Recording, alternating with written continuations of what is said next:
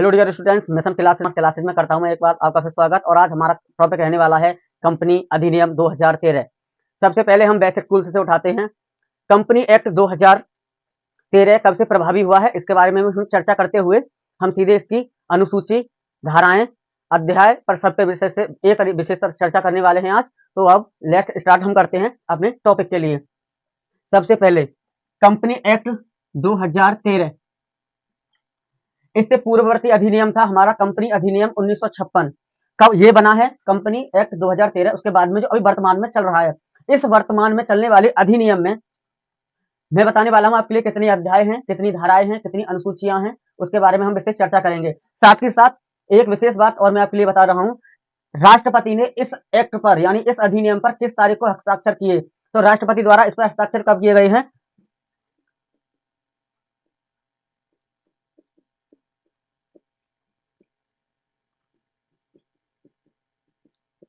29 अगस्त 2013 को राष्ट्रपति ने इस पर अपने हस्ताक्षर किए थे। इस अधिनियम में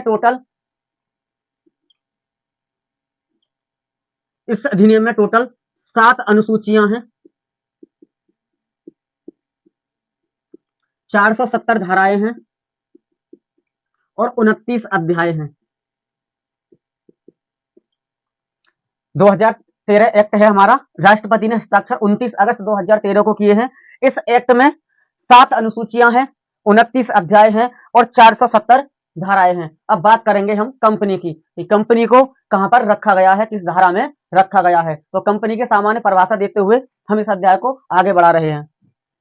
अब बात करेंगे कंपनी की। तो भारतीय कंपनी अधिनियम 2013 की धारा 2 उपधारा 20 में कंपनी को परिभाषित किया गया है। मैं यहाँ पर किसी भी सरकारी प्राइवेट कंपनी की बात नहीं कर रहा हूँ, मैं यहाँ पर केवल और केवल कंपनी की बात कर रहा हूँ। ये बात अपने ध्यान में रखेंगे। तो लिखेंगे भारतीय कंपनी अधिनियम 2013 की धारा 220 के अनुसार कंपनी को परिभाषित किया गया है।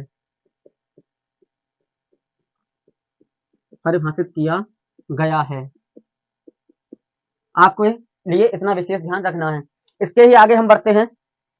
ये एक्ट के अकॉर्डिंग यानी कंपनी अधिनियम 2013 के धारा कंपनी की डेफिनेशन ये है, मगर हम छोटी छोटी कक्षाओं जैसे 9th 10th 11th 12th class में जो पढ़ते हुए चले आ रहे हैं, वहां पर कंपनी शब्द का जो अर्थ है वो आपको सबको पता है, साथ साथ रोटी खाने से है। यहाँ पर कंपनी की मैं आसान शब्दों में लिख रहा हूं, तो साधारण शब्दों में इसकी परिभाषा क्या है?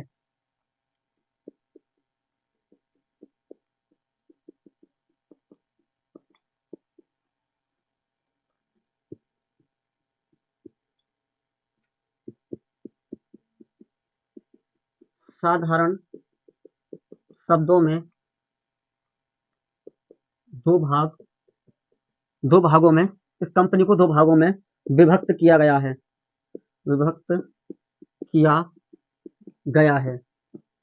क्या क्या किया गया है? एक कम प्लस पेनी, यहाँ पर किसमें तोड़ा गया है? कम तथा पेनी। यहाँ पर कम का अर्थ होता है साथ साथ, और पेनी का अर्थ होता है रोटी खाने से।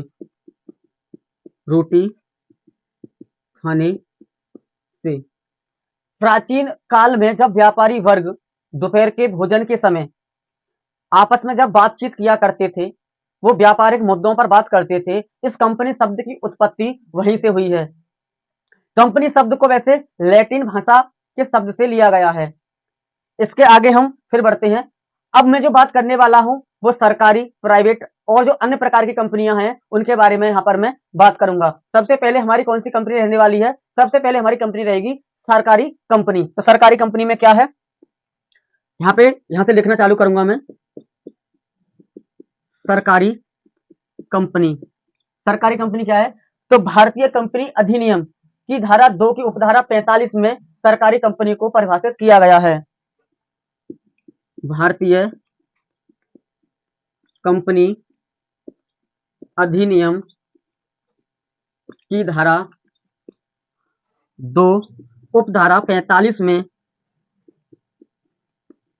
सरकारी कंपनी को परिभाषित किया गया है।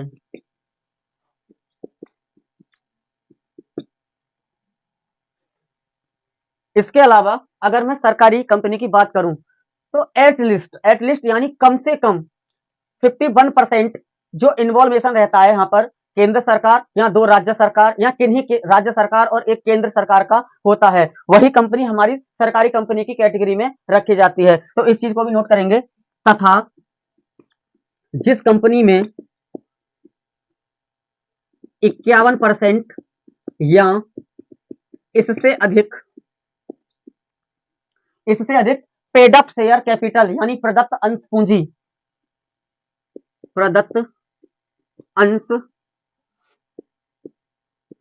पूंजी का भाग केंद्र सरकार, राज्य सरकार या राज्य सरकारें,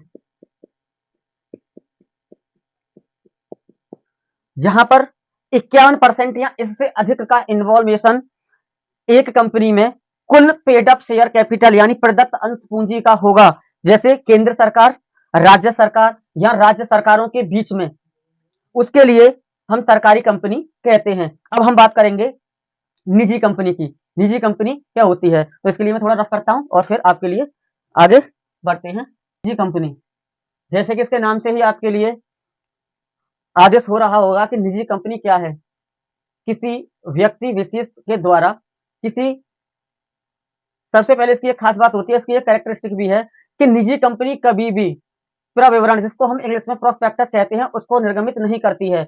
यहाँ पर ये अंशों के निर्गमन पर जिस पर रोक लगी हुई है, वही हमारी निजी कंपनी होती है। ये जो अपनी अंश पूंजी को जुटाने का कार्य जो करती है, अपने रिश्तेदारों से करेगी या फिर अपने रिलेटिव जो होते हैं इनके, उनसे करती है। तो इसके लिए किस सेक्शन में डिफाइन किया गया है, वो हम यहाँ पर लिखने वाले हैं। भारतीय कंपनी अधिनियम 2013 की धारा 268 के अनुसार निजी कंपनी को परिभाषित किया गया है।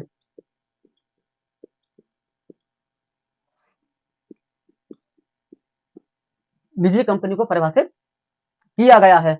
जैसे कि मैं आपके लिए अगर साधारण शब्दों में इसकी एक डेफिनेशन और लिख रहा हूं, उसको भी आप जरा ध्यान से समझने की कोशिश करेंगे। साधारण शब्दों में निजी कंपनी से आशय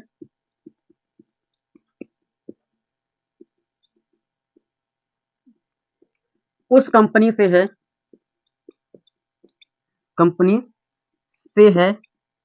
जो अपने अंशों के निर्गमन पर इशूड पर रोक लगाती है तथा वह जो सरकारी कंपनी नहीं है।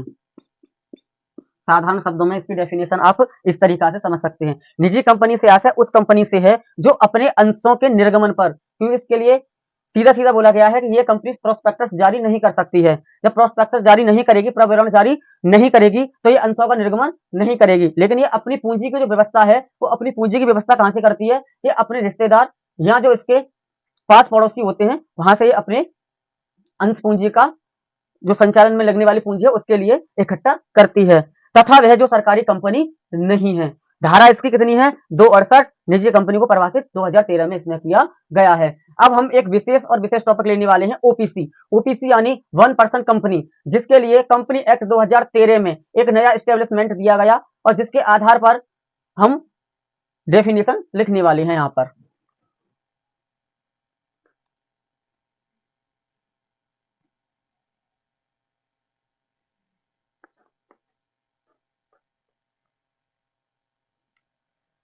बात करेंगे ओपीसी यानी एकल स्वामित्व कंपनी यानी वन पर्सन कंपनी।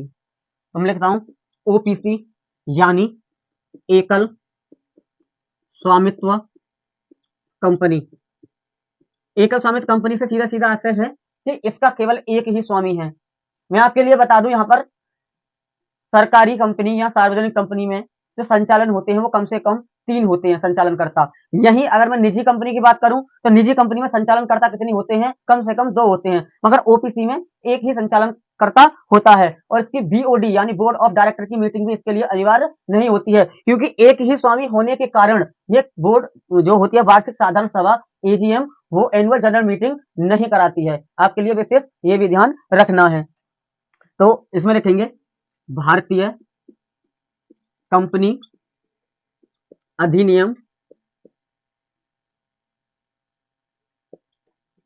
2013 की धारा 262 के अनुसार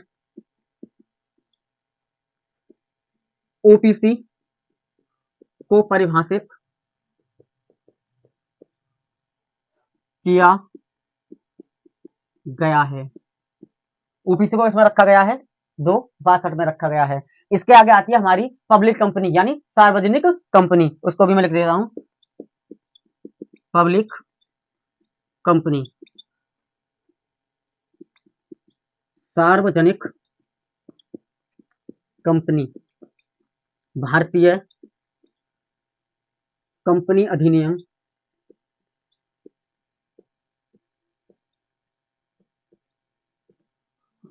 2013 की धारा 271 के अनुसार